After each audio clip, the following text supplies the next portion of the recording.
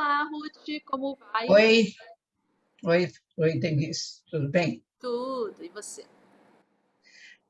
Sofrendo com calor, eu vou te dizer, as manchetes do jornal de hoje é só sobre o clima, sobre o problema dos incêndios que estão ocorrendo na Europa e agora começou também na Califórnia, Estados Unidos, mas incêndios de grandes proporções e temperaturas elevadíssimas que não tinha.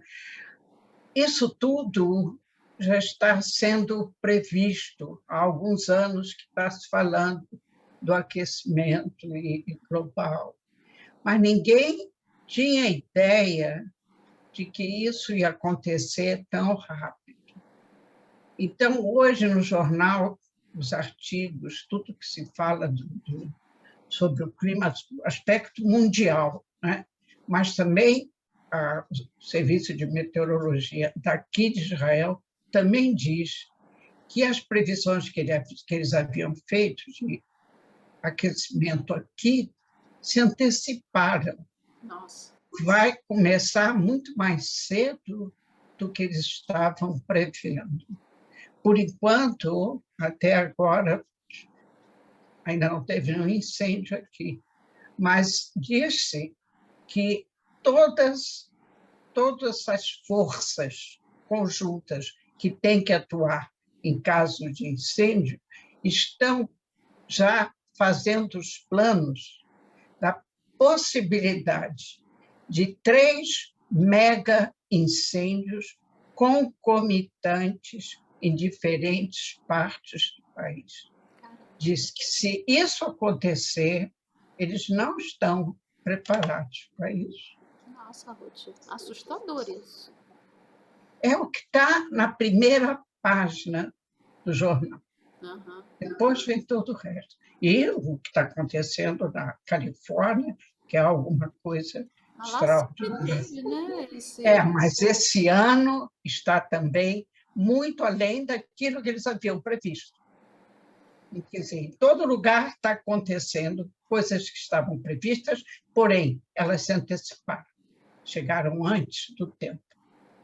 A Na gente Europa, que não era comum esse tipo de Bom, incêndios. a Europa a gente já tem Em acompanhado alguns Portugal. verões, né, Ruth? É. Alguns verões que já estão tendo, assim, Sim, mas temperaturas incêndios, bem como altas. está havendo agora, Incêndio é pior, né? é pior. Está muito sério. É. Realmente. Vamos ver. Bom, Bom, depois de sexta-feira que nos falamos, de manhã, na noite de sábado para domingo, e Israel realizou uma operação militar em Shem, em português se conhece por Nablus, em hebraico é Shem. Essa cidade é uma cidade palestina, uma cidade grande, importante, que se tornou um ninho de terroristas. Assim como em Jenin também tem, mas aqui em Nablus, muito mais. E eles, em Nablus, tem o que eles chamam uma raspa, que é assim um tipo de uma construção de segurança, que é também, em geral, a residência, que era, né, na história antiga, a residência dos reis, dos líderes do povo árabe muçulmano. E lá na Caspa de Shem, hoje em dia, existem moradias que servem de refúgio para terroristas reconhecidos por Israel, os serviços secretos, todo mundo sabe quem são eles, e principalmente um verdadeiro depósito de armas. Eles têm, inclusive, foguetes contra tanques. nossa. Então, o Exército não pode permitir que disse: se você quer evitar que hajam ataques terroristas em Tel Aviv, em Jerusalém, em Natânia, Passava, onde você imagina. Você tem que pegar o quê?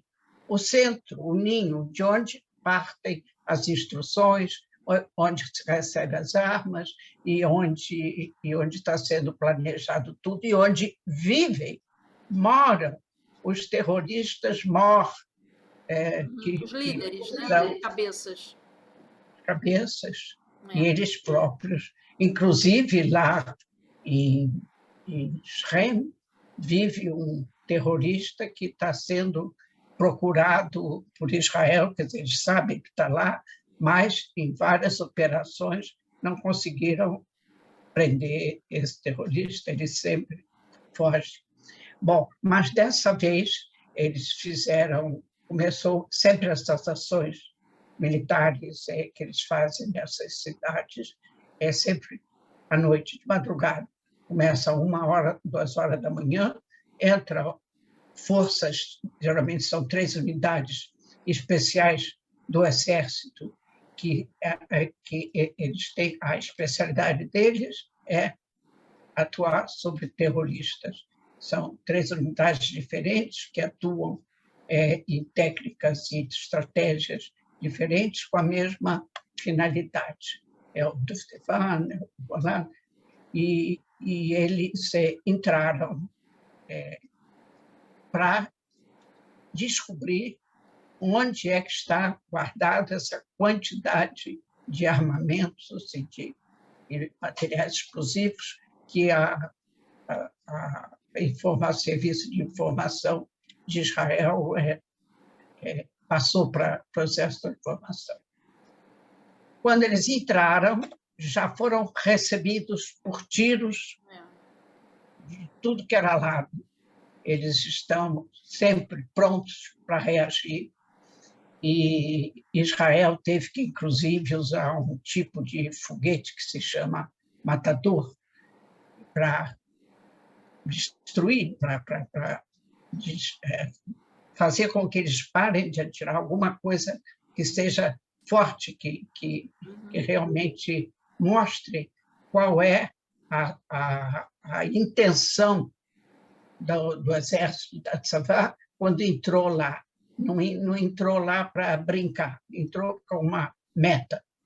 E quando, depois de 1h, 2 horas de tiroteio, soldados israelenses já estavam com condições de entrar nessa residência e ficar espantados com a quantidade de armamentos que tinha.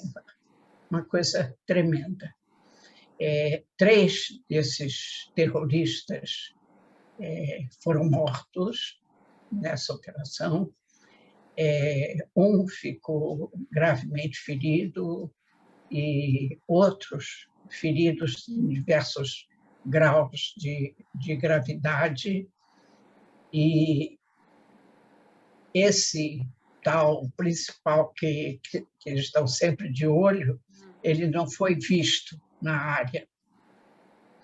E quando terminou tudo isso, as forças se retiram e eles vão recolher os mortos e feridos. Mas acontece que isso foi de sábado para domingo, quer dizer, sábado à noite. No domingo de dia, eles já estavam realizando o enterro dos 3 que morreram, porque eles são heróis. Os enterros deles são uma demonstração assim, de fidelidade à causa. É uma coisa tremenda, vi muita gente, e todos aqueles empunhando metralhadoras, se atirando para o ar. Mas é uma cena. E este procurado estava na boca. De modo que foi assim que nós começamos a semana. Bom, pelo menos foi uma ação que resultou num resultado... resultou numa coisa positiva para Israel, porque atingiu o alvo e recolheu, né? Todo aquele armamento, aquela coisa recolheu, claro, todo aquele armamento. Agora não vai levar muito tempo. e eles vão fazer a mesma coisa. Algumas horas antes dessa operação, no mar próximo a Gaza, a patrulha da Marinha viu uma embarcação, não um navio, uma embarcação muito semelhante à de pescadores. Lá em Gaza tem muitos pescadores que eles vivem disso, de pescar e vender peixe. Muito semelhante, mas eles acharam de longe, que eles viram, que tinha alguma coisa diferente naquela embarcação. Primeiro número, eles seguiram 3 pessoas na embarcação. Então, a Marinha tirou um tiro, não para atingir o barco, mas próximo, na água, para espirrar em cima deles, para eles verem que estão desconfiados. Isso. Ficar atentos, que tem gente te espiando. Aí eles começaram a jogar pacotes e pacotes e pacotes na água. Quando eles começaram a fazer isso, então já se sabia que era material explosivo, porque eles estavam jogando peixe, estavam jogando material explosivo. Então, Israel já atirou, a Marinha já atirou para explodir e afundar o barco. Deu tempo para eles se jogarem na água e saírem nadando, e explodiram e afundaram a embarcação. Eles foram nadando para onde, Ruth? Para Gaza. Foram nadando para casa. Para Gaza, para Gaza. Ah, para Gaza. Na costa de Gaza. Eu entendi. Eles estavam chegando do Egito, eles estavam vindo do Egito em direção a Gaza. E a patrulha de Israel está em todo o mar, não penetra nas águas marítimas de Gaza. Mas é muito perto, né? Aqui é Gaza e aqui é Israel. Quer dizer, a patrulha é permanente, 24 horas por dia. De modo que, para isso mesmo, que tem patrulha.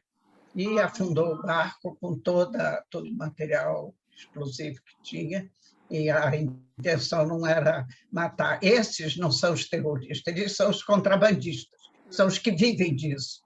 Eles ganham dinheiro. Quer dizer, eles não são terroristas, mas eles são tão criminosos quanto os terroristas, porque eles que trazem... São traficantes. São traficantes, pois é. Eles são contrabandistas de armas, de munição, de material explosivo. Quer dizer, eles vivem disso, esse é o trabalho deles. Com isso, eles vivem muito bem, porque esses ganham muito dinheiro.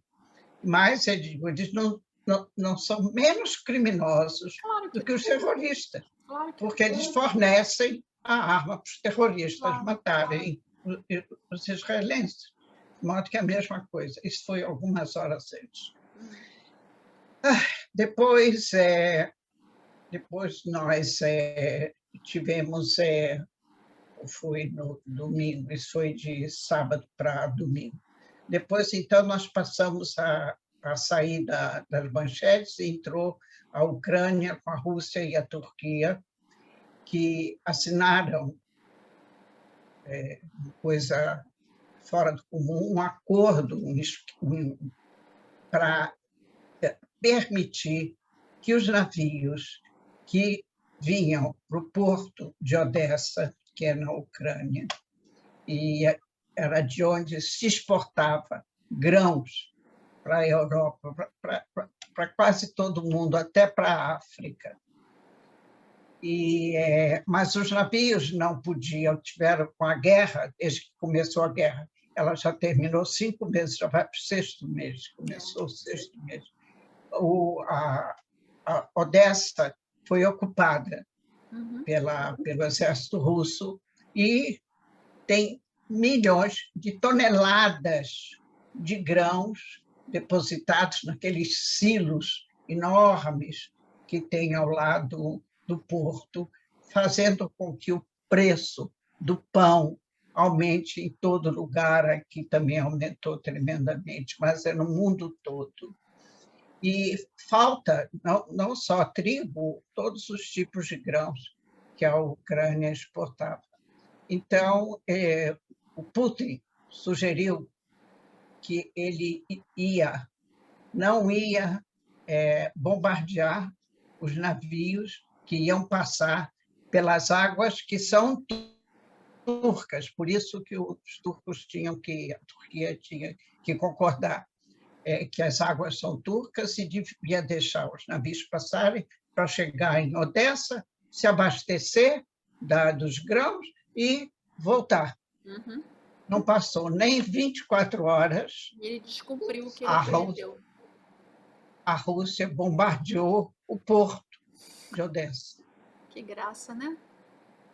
Eu li sobre isso, que o presidente da Ucrânia falou, mostrando qual é a boa vontade dele em fazer qualquer coisa, né? Pois é. Não passou 24, você assina um acordo, o mundo todo, a ONU prestigiando, todo mundo. Não é um acordo entre eu e você. São países, a ONU bombardeou ignorou todo mundo, né? O porto de Odessa. Aí, então, já tínhamos outras manchetes. Mas eles são amigos dos turcos, né? Os russos não são amigos dos turcos? Nunca foram. Agora... Não, eles não foram lá no Irã para fraternizar, para fazer. Nós perguntamos o que a Turquia foi fazer lá. Então, não foi nada de interesse russo. O amigo deles.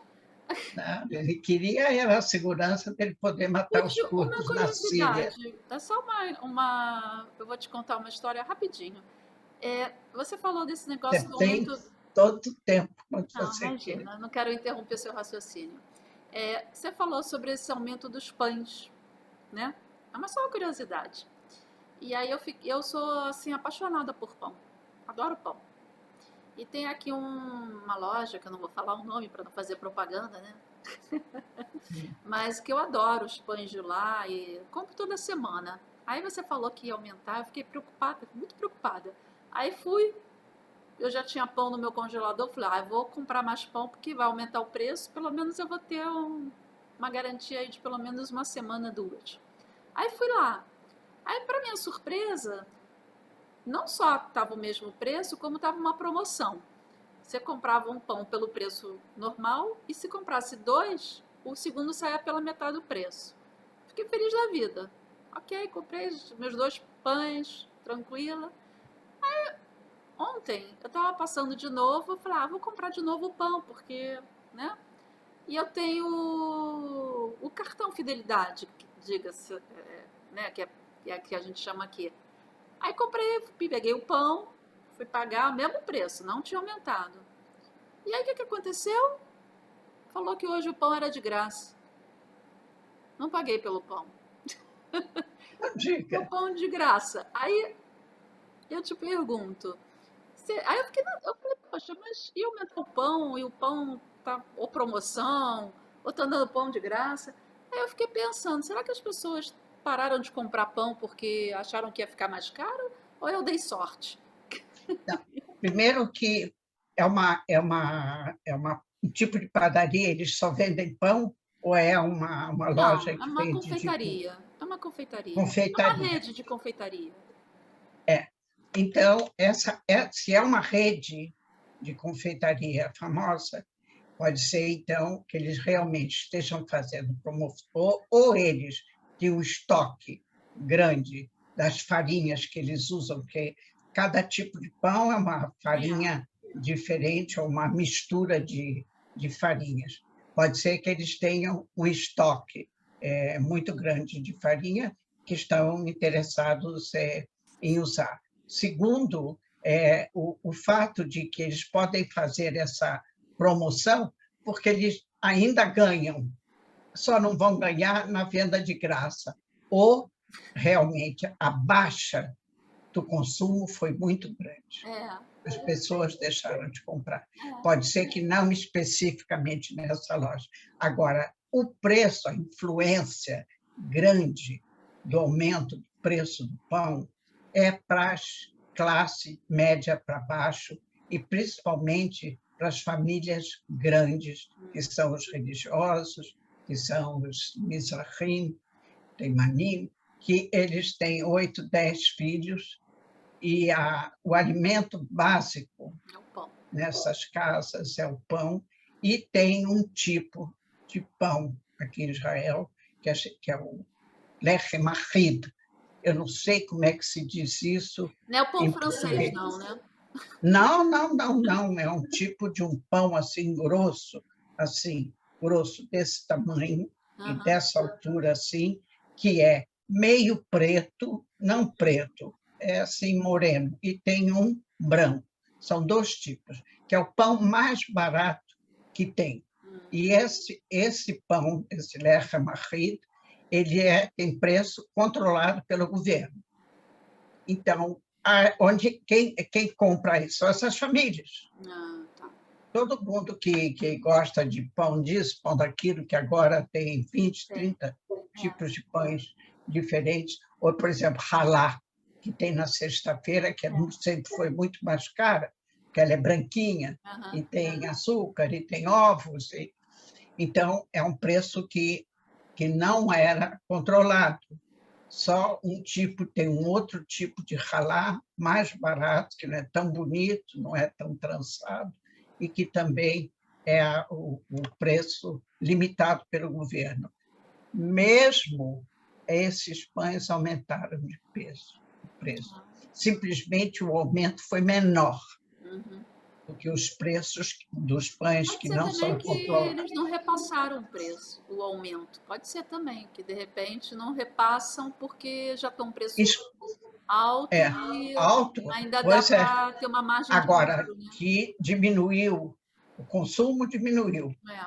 Agora, por exemplo, do pão, eu não entendo direito como é o problema do imposto de consumo, se é que tem, os impostos são diferentes. A gasolina, no mês passado, aumentou tanto, para mais de 8 shekels.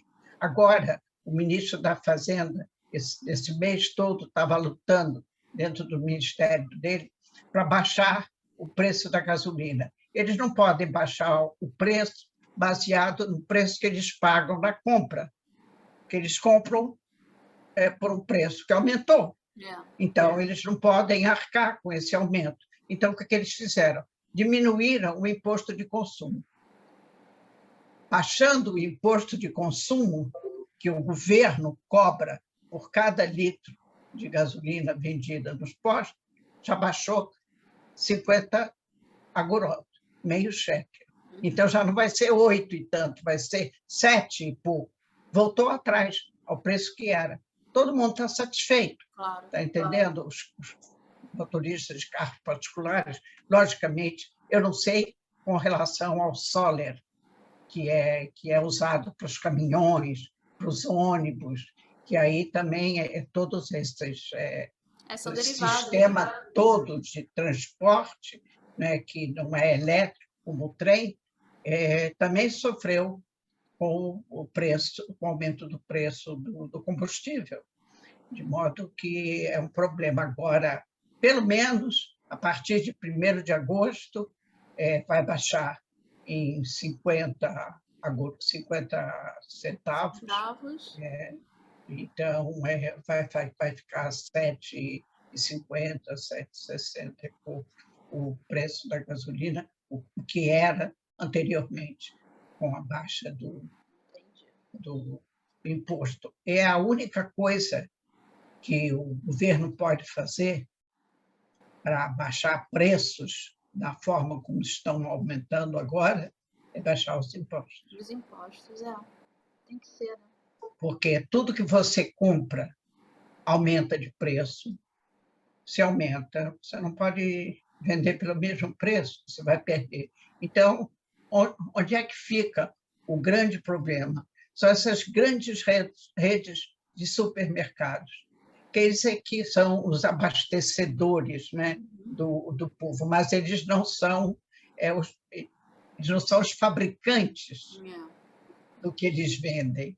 embora muitas redes eles têm assim dentro de cada supermercado da rede um tipo de confeitaria que eles fazem coisas especiais, mas é tudo mais caro, não é o que está sendo vendido pronto, são coisas especiais. É outro São tipo de pães, são doce, pão doce, todos esses tipos de coisas que a gente estava acostumado É no uma boa Brasil, hora para começar a aqueles fazer uma tipos. dieta.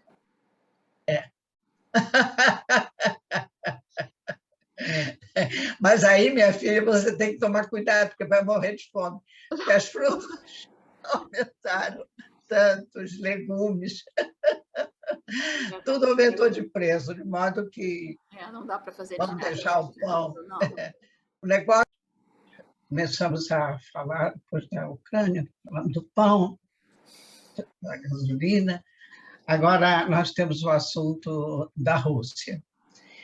Falamos na semana passada que a Rússia havia declarado, não oficialmente a Israel, que ia mover uma ação judicial contra os escritórios que tem em várias cidades, a Rússia é imensa, da Sornut, em todo o território soviético.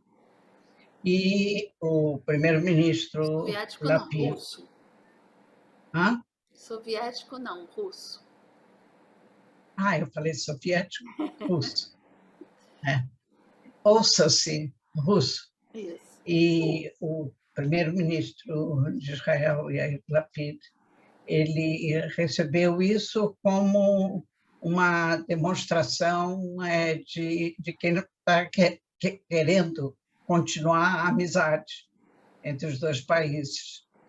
E interpretou também isso como sendo um ato de protesto pelo fato de que o Yair Lapid, um dia antes, havia declarado que Israel está ao lado da Ucrânia e tem vontade de continuar ajudando, como está ajudando, recebendo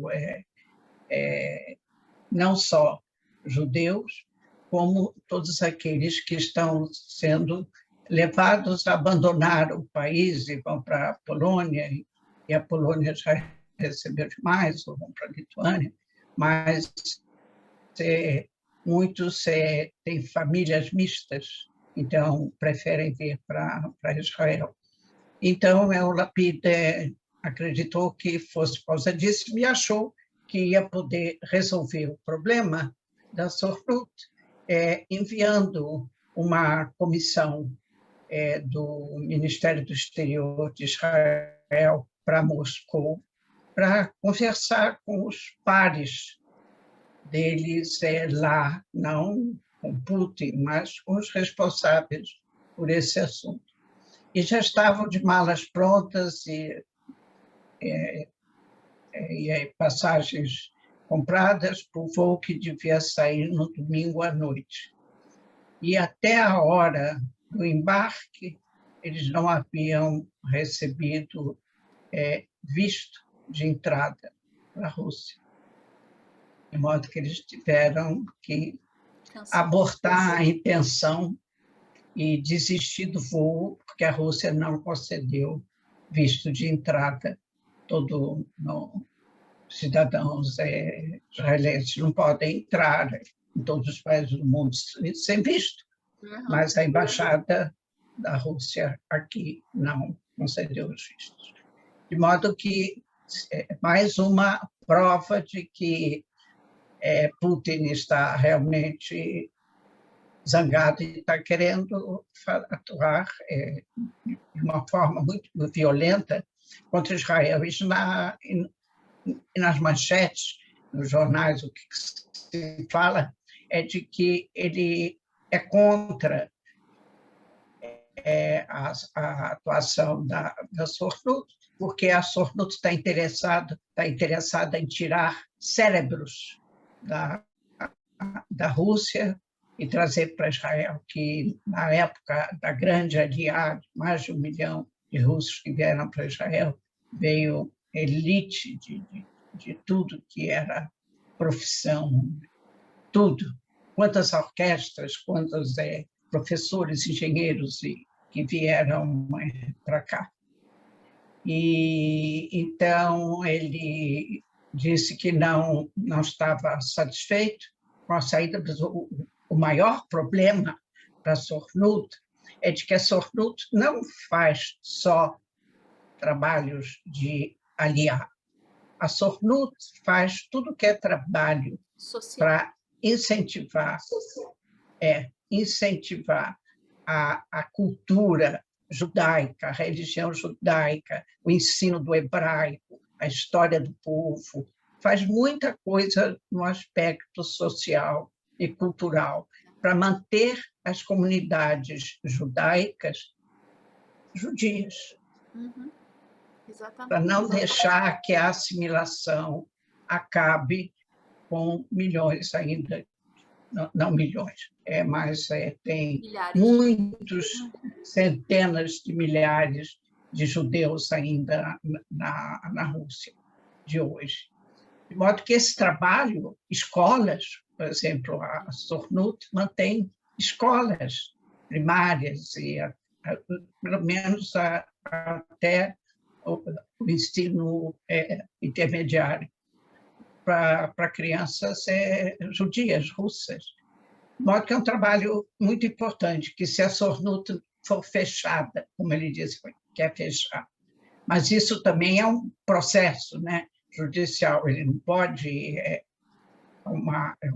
não é uma organização terrorista que está lá, de modo que tem licença, tem todas as autorizações para funcionar nesse campo que a Sornut funciona, não só na Rússia, em todo o mundo, onde tem uma comunidade judaica e tem agências da Sornut. A Sornut traz professores, incentiva todo o ensino de matérias judaicas, de modo que é uma coisa muito séria mesmo, que o governo ainda, porque não recebeu nenhuma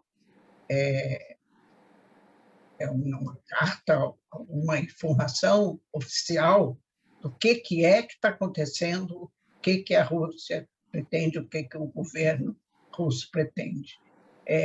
Porque não houve, por exemplo, aviso para retirar o embaixador ou de romper as relações, que Israel absolutamente não quer isso. Israel tem todo interesse em manter ótimas relações com a Rússia. De modo que esse foi o problema seguinte, que até hoje já é segunda-feira, desde domingo à noite, que essa comissão já estava pronta para embarcar, e até agora eles não conseguiram o visto de entrada na Rússia. Isso foi um problema realmente. Outro problema agora que despertou é o aviso, a comunicação da Organização Mundial de Saúde de uma doença que já começou a se espalhar, já está em mais de 70 países do mundo, que é um tipo de catapora que é transmitido por macaco. Nossa Senhora. Então, o interessante nessa doença, uma doença contagiosa, uma doença que tem vários aspectos muito negativos, e aqui em Israel já chegaram de fora de Israel, quer dizer, já se contaminaram fora do país 150 pessoas, todos homens, e todos eles são homossexuais, quer dizer, homens que têm relações sexuais com homens. Quer dizer, por enquanto, só homens. Aqui, pelo menos, só foram contagiados homens, adultos. Sim, adultos, Catapora jovens. é uma doença infantil, né?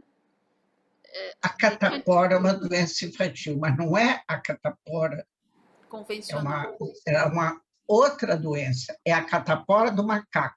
É outra doença, é outro vírus, não é o mesmo que causa a catapora que nós conhecemos. O nome não é catapora, é ababó, mas é a tradução para o português, do nome em hebraico, é mais fácil dizer catapora, porque as pessoas vão entender que é uma doença que dá umas bolhas que Sim. nascem, se espalham pela pele, febre, coceira. Se eu não estou enganada, não sei se eu vou falar uma besteira, mas eu vou falar assim mesmo. Tem A todo direito. AIDS, né? Que quando É, começou o vírus, também veio do macaco? não, Não? Não foi um vírus que começou no macaco, não? no meio do macaco. Sei lá, me passou isso. Esse, é, não, essa catapora não é a catapora infantil que a gente Sim, sim. conhece, e o fato é que o Ministério da Saúde de Israel já acendeu as lâmpadas vermelhas, botou as antenas já em foco e já encomendou, que Israel não tem vacina contra isso, porque nunca teve isso aqui, encomendou, por enquanto, 50 mil doses de vacinas para os homens que são os mais expostos a isso, homens que têm hábitos sexuais diferentes e que serão os sujeitos mais prováveis a contagiar pelo fato dos hábitos sexuais deles. Certo. Então, mas é uma coisa que preocupa muito, Claro. a ponto da Organização Mundial de Saúde já emitir uma nota de atenção para o mundo todo, porque diz que já foram encontrados casos em mais de 70 países do E mundo, todos homens? E todos homens, todos Lúcia? homens, Que coisa, né? Estranho. todos homens. Agora, com relação à nossa política, continua agora a corrida eleitoral e as campanhas eleitorais. E em matéria de eleições primárias nos partidos, por enquanto só quem já realizou isso foi o Avodá, que já realizou e foi reeleita, falei antes, a Michaeli, ela foi reeleita como secretária-geral do partido e candidata ao cargo de primeiro-ministro. O Likud, agora nas últimas enquetes que fizeram de opinião pública, ele já estava com 36 cadeiras.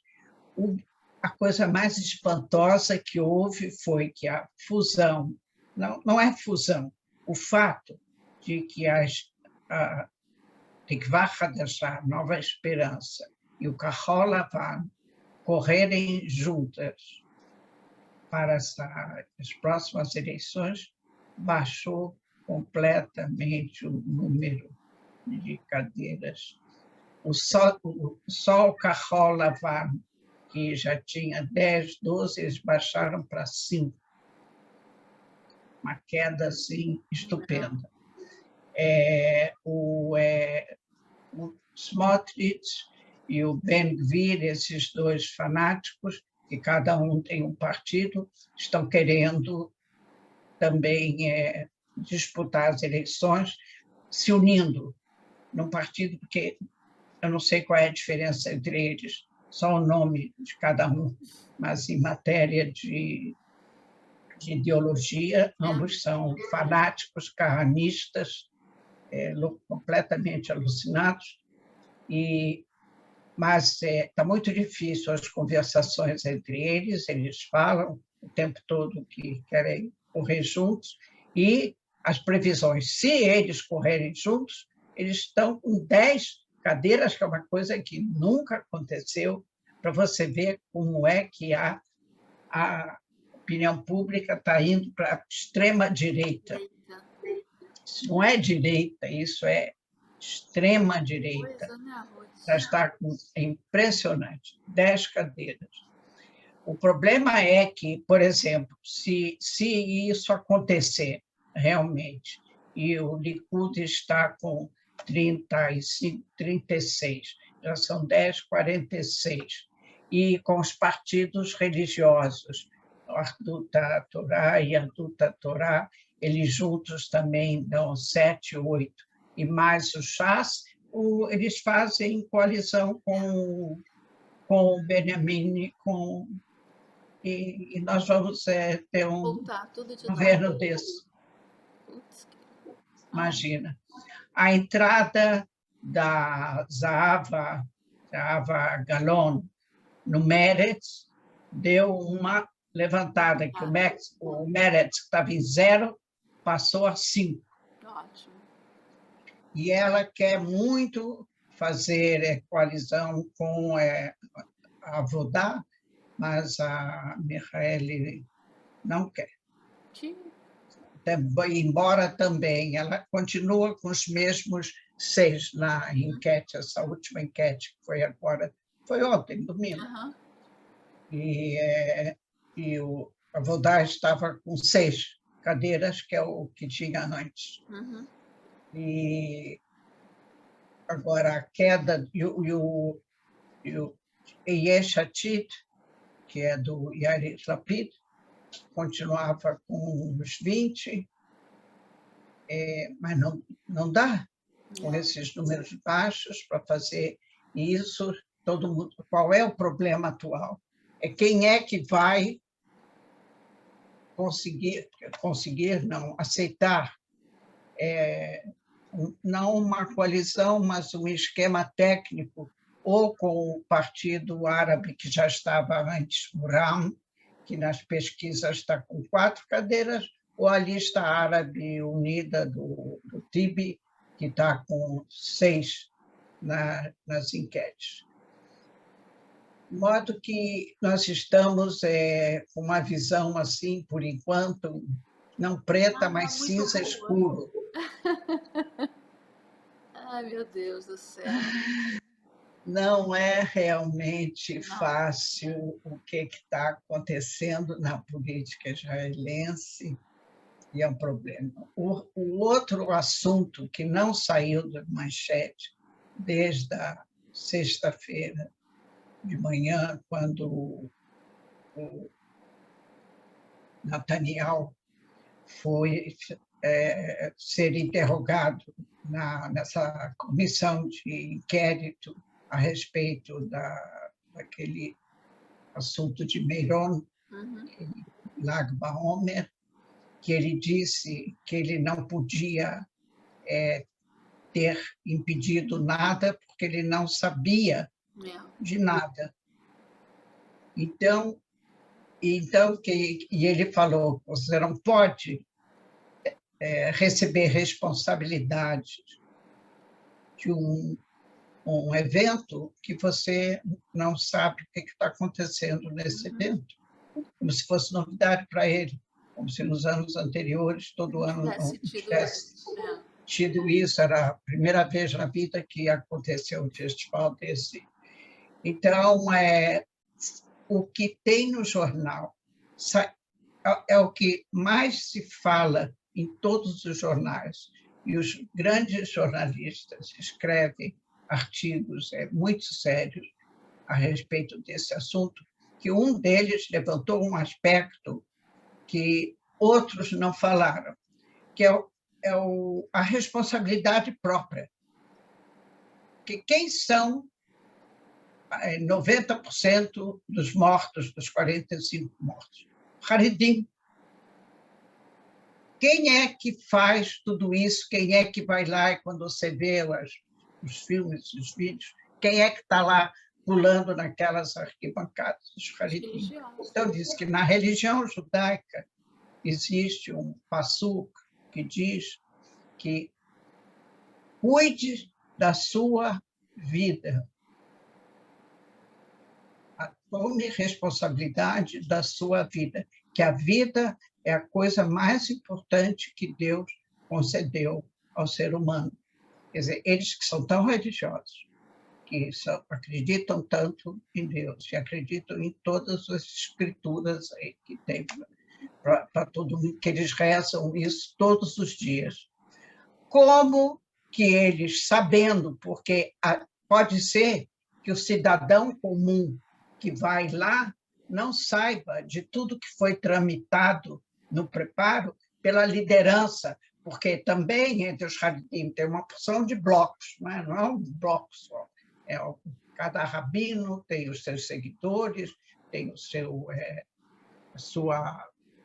jardim, e eles sabem de tudo que estava se passando lá no preparo. Eles viram com as arquibancadas como estava o acesso, a saída, os riscos, e, contudo, apesar de que engenheiros e outros profissionais que tinham de dizer se o local apresentava uma segurança suficiente para um número tão grande de pessoas, apesar deles ouvirem todos os não, eles disseram que eles não podem modificar isso, que é uma festividade que não é uma festividade que é como Pesach, Rosh Hashanah, que faz parte da religião judaica. Não, absolutamente não. Tem lá o túmulo de um tzadik que eles adoram, e eles fazem tudo isso em torno desse túmulo. Agora, você não precisa fazer uma coisa dessa. Você pode acender a sua fogueira, cada um no seu lado, e dançar em volta da fogueira, o que você quiser, cantar, comer batata assada, mas trazer essas milhares e milhares de pessoas que vêm para um lugar que, do ponto de vista de segurança, não tem nenhuma, tanto que aconteceu o que aconteceu, de modo que... Mas ninguém é responsável. Aí, então, esse jornalista disse, tá bom, todo mundo é responsável, desde o primeiro-ministro, que o primeiro-ministro, o pior que ele fez é que ele disse para a comissão, para os juízes que estão lá sentados, que ele não sabia de todos os detalhes, porque quem cuida disso são os assessores dele. E nem sempre os assessores dizem para ele tudo o que chega, porque tudo que eles recebem, os assessores, as cartas, os relatórios, tudo chega aos assessores.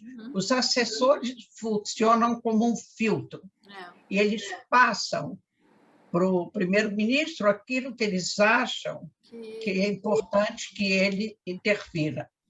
Então, eu disse, pode ser que ele não seja o culpado disso. Agora, os assessores dele têm culpa, mas quem escolheu os assessores foi ele.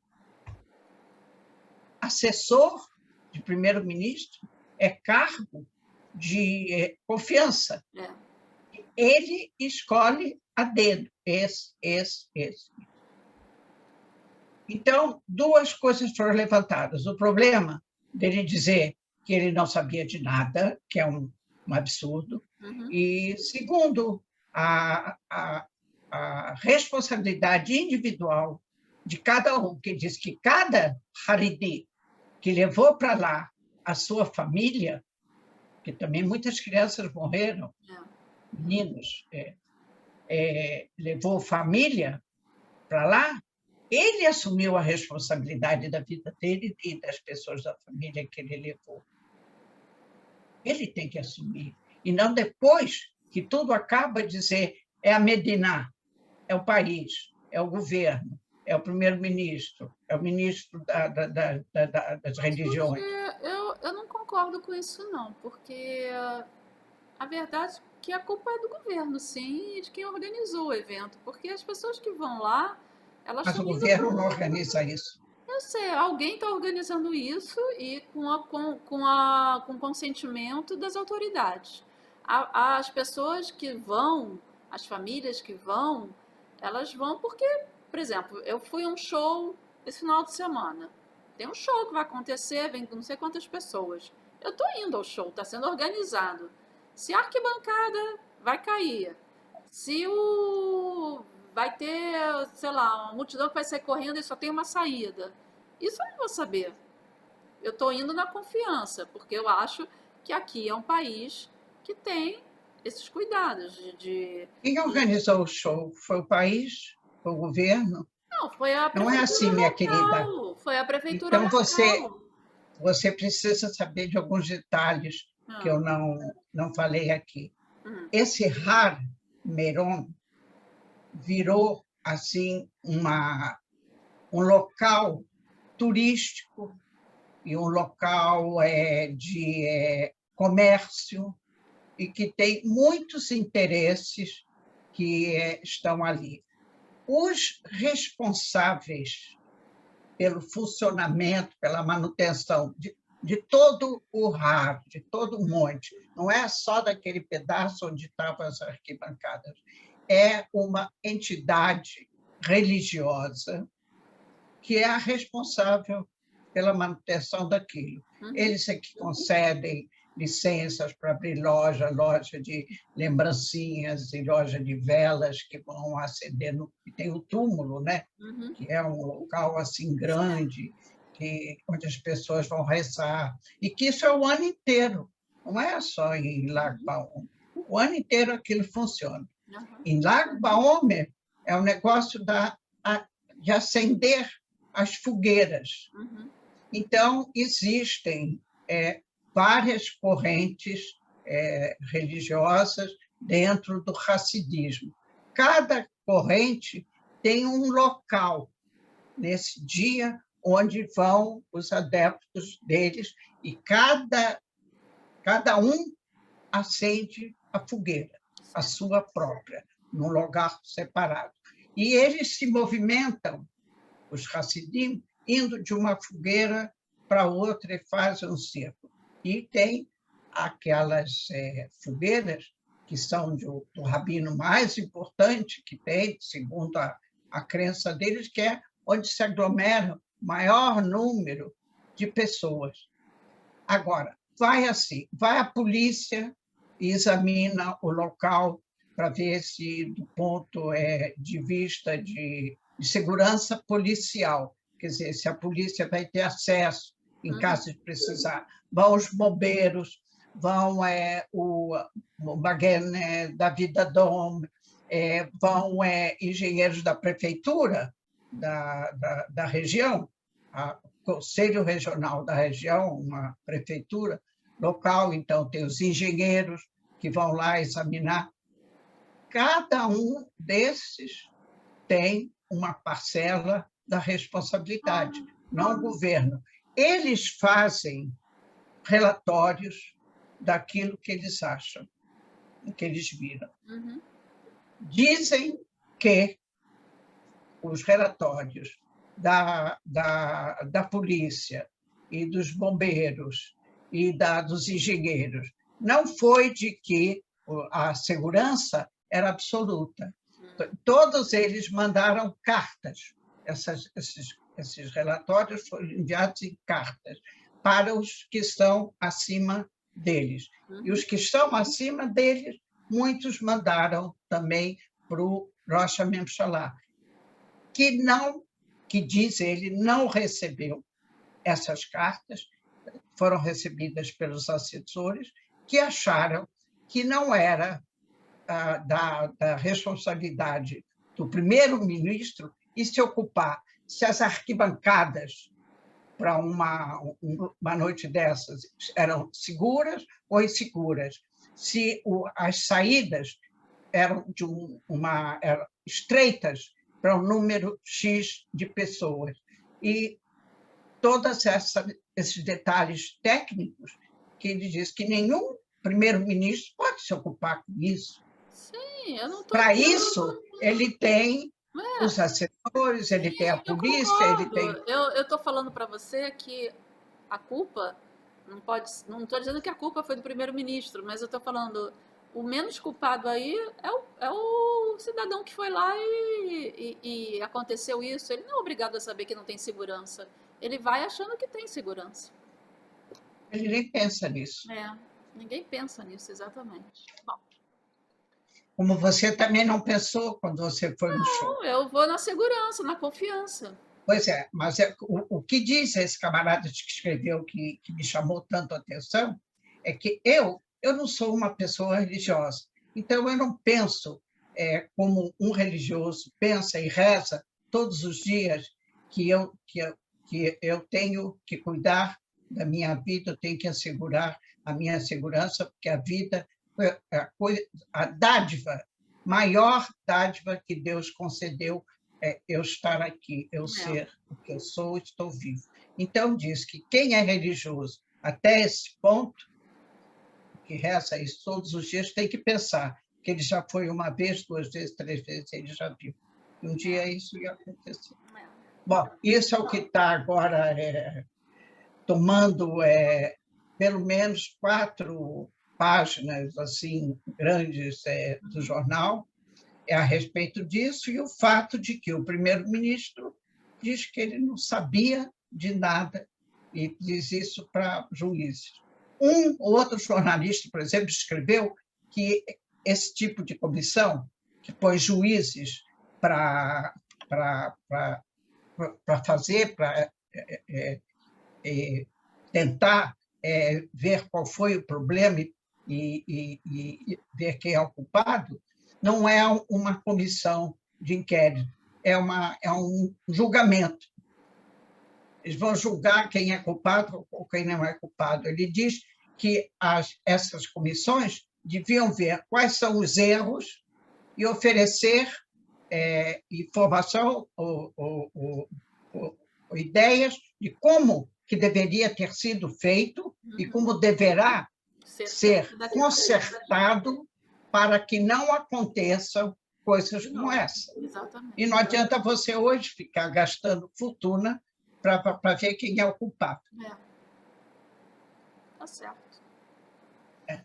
Essas são. A Macabíada continua até o dia 26. Uhum. Então, já estou vendo que já estamos chegando ao fim. Isso. A gente quase não falou da Macabíada, acho que a gente nem falou nada da Macabíada. Vamos deixar para falar na próxima, né? Para fazer um balanço. Porque termina dia 26. Isso. Hoje é dia 25. Hoje é 25, amanhã que termina. Termina amanhã. Aí a gente faz um balanço. Mas ela continuou todo esse tempo que nós estamos falando, tinha Macabíada. Eu sei disso. Tá bom, querida. Muito obrigada mais uma vez pelas suas importantes informações. E vamos ver se na quinta-feira a gente faz aí uma surpresa. Não vou falar o que é não, mas a gente vai fazer uma surpresa. Vamos ver. Tá bom? Eu também já estou curiosa pela surpresa. Você já sabe, Ruth, você já sabe. Eu já sei. Tá bom, Ruth. Queria fazer uma sensação. Tá bom. Um beijo, querida. Até. Então, beijo para você também e uma boa semana para os nossos ouvintes e espectadores. Sheyeh Shalom.